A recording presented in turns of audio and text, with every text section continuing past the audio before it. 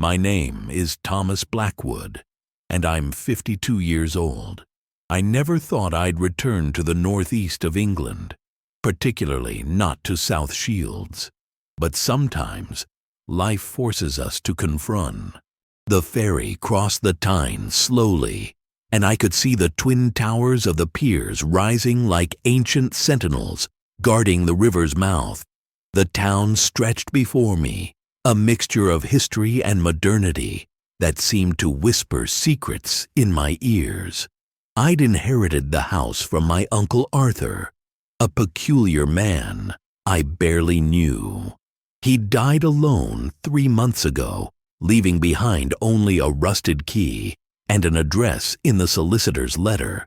The house stood near the Law, the highest part of South Shields, from where one could see the entire Tyne estuary. When I finally reached the property, a Victorian red brick construction, I felt something strange in the air. It wasn't merely the salty smell of the sea or the dampness typical of the coast. It was something deeper, more ancient, as if the very earth held memories that refused to be forgotten. The key turned with difficulty in the lock, and the door creaked as it opened. The interior was dark and dusty, yet organized.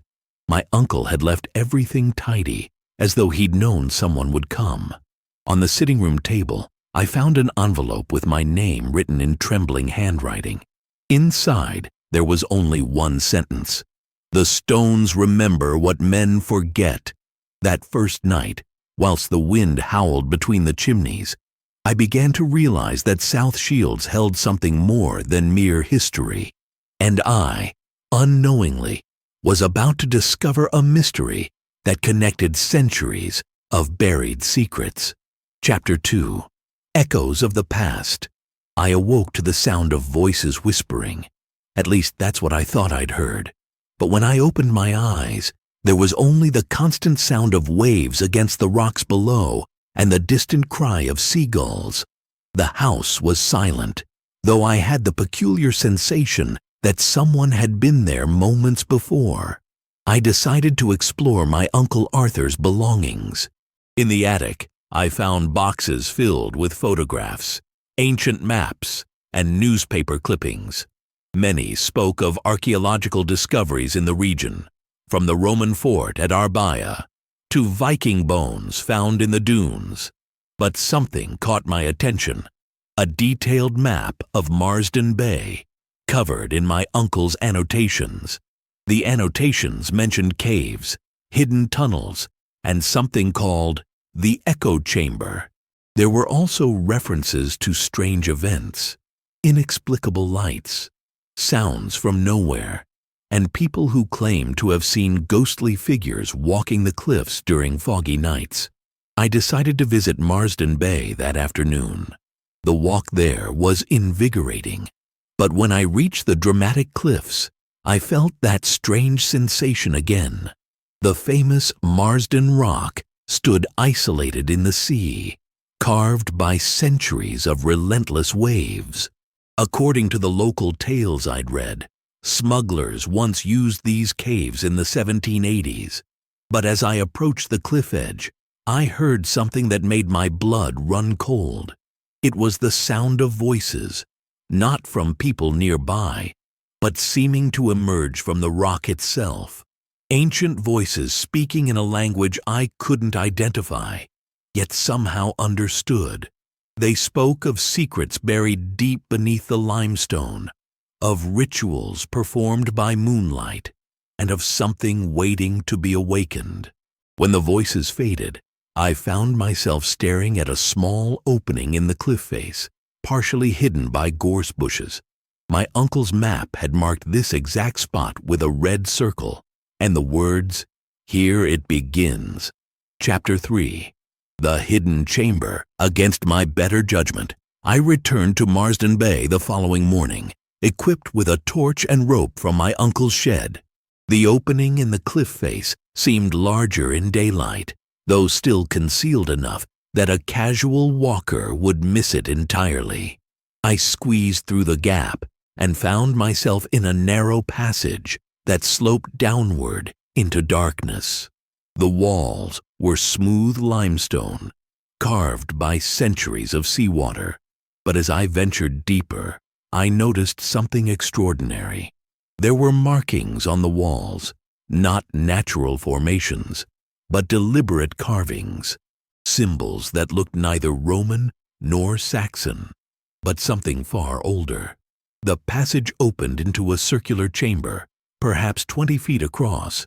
My torch beam revealed more symbols covering the walls, and in the center, a raised stone platform with channels carved into its surface. The acoustics were remarkable. Even my breathing seemed amplified and echo-laden.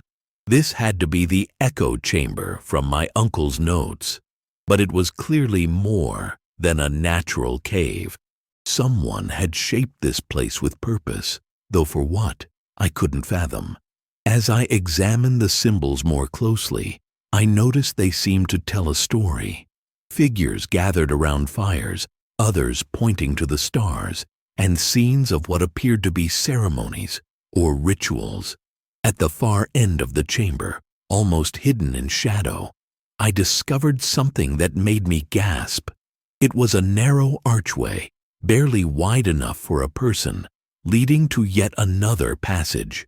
Above it, carved in Latin letters that looked medieval, were the words, Custodia Temporis, Guardian of Time. I hesitated. Every instinct told me to leave, to seal this place and forget I'd ever found it. But something compelled me forward. Perhaps it was curiosity, or perhaps something else was drawing me deeper into South Shield's buried secrets.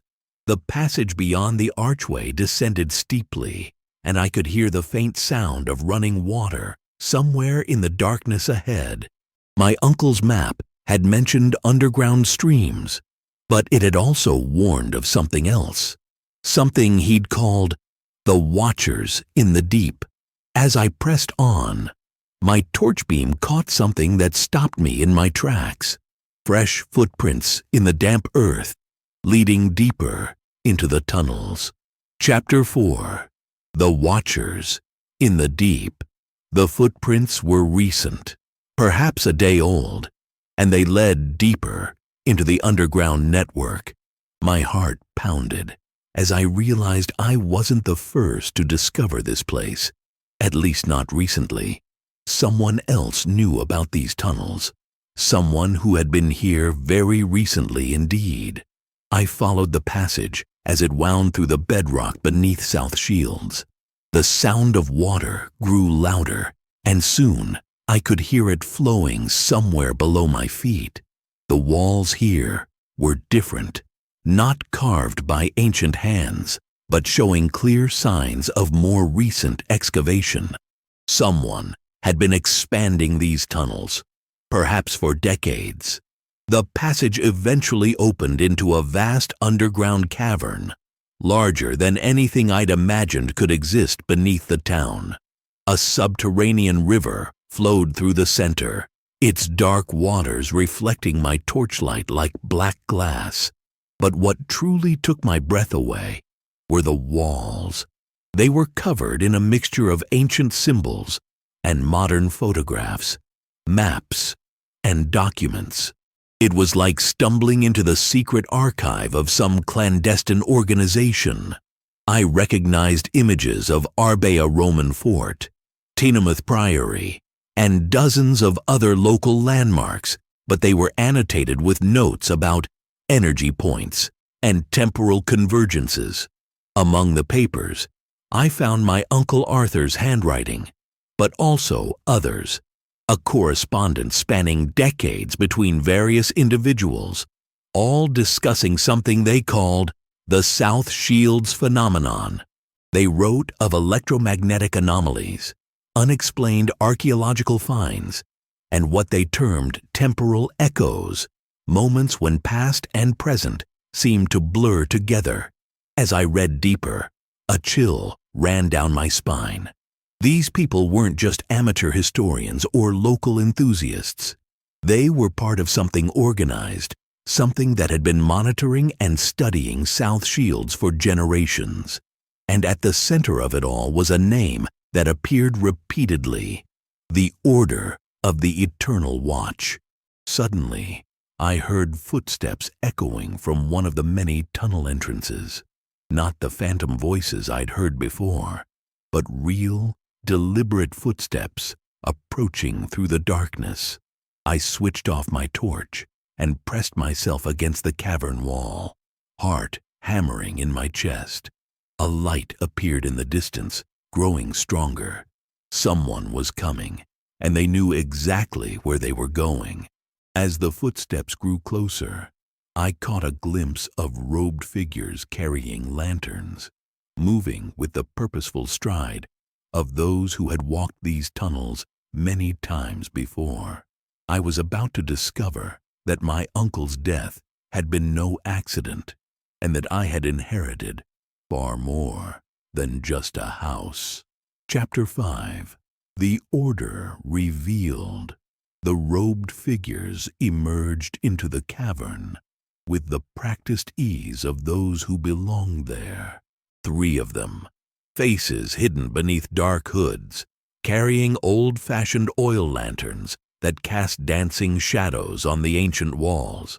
They moved directly to a section of the cavern I hadn't yet explored, where they began arranging what appeared to be ceremonial objects on a natural stone shelf. I remained hidden, barely breathing, as I watched them work in complete silence. It was clear this was a regular occurrence. They knew exactly what they were doing and where everything belonged. After several minutes, the tallest figure stepped forward and spoke in a voice I recognized with shock. "Thomas Blackwood," the voice said calmly. "You may as well come out. We know you're there." It was Dr. Margaret Ashworth, the local historian I'd met briefly at the post office yesterday. She lowered her hood, revealing silver hair and kind eyes that now held an intensity I hadn't seen before. "Your uncle told us you might come," she continued as I reluctantly emerged from the shadows. "Arthur was one of us, Thomas, a guardian of South Shields' deepest secret." The other figures lowered their hoods as well. I recognized the elderly librarian from town and, surprisingly, the young archaeologist who'd been working at the Arbia dig site. They weren't the sinister cult I'd imagined, but ordinary people with an extraordinary responsibility. "What is this place?" I asked, my voice echoing in the vast space. "This is why South Shields exists," Dr. Ashworth replied. "Not for the Romans, not for the coal, or the ships. This town was built here because of what lies beneath it, a convergence point where time itself grows thin. The ancients knew it. The Romans built Arbia to guard it, and we continue that guardianship today." She gestured to the flowing river. "These waters don't just flow through limestone, Thomas. They flow through time itself. The voices you've been hearing, the sensations you've felt, they're echoes from past and future, bleeding through when the conditions are right." The archaeologist stepped forward. "Every strange occurrence in South Shields' history, every unexplained discovery, every ghost story and local legend, they all stem from this. The Order has existed for centuries, passing down the knowledge and responsibility from generation to generation. And now," Dr. Ashworth said gently, "it's your turn, Thomas. Your uncle chose you as his successor. The question is, will you accept the responsibility of keeping South Shields' greatest secret safe?" As I stood in that ancient cavern, surrounded by centuries of mystery and the weight of inherited duty, I realized my quiet life had just taken an extraordinary turn. The whispers in the walls weren't just echoes of the past. They were calling me to join their eternal watch. I looked at the flowing waters, at the symbols on the walls, at the three guardians waiting for my answer. South Shields had revealed its deepest mystery, and now I had to decide whether to become part of it. "Tell me everything," I said quietly, and saw Dr. Ashworth smile. The real story was just beginning.